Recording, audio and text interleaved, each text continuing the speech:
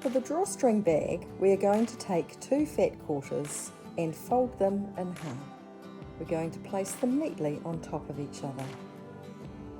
We will cut them at a length of 11 inches, and the width of these two is going to be 10 inches.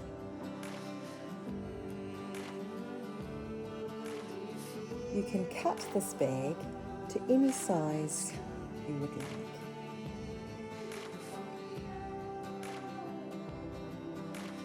The next piece to cut is the drawstring channels and the hanging tabs. They will be 4 inches wide, and from one end we can cut 1.5 by 4 inches for the hanging tabs.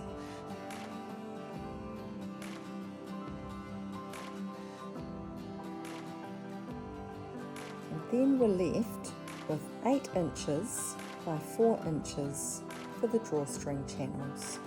In all, there are 3 pieces: the main bag fabric, the drawstring channels and the hanging tabs.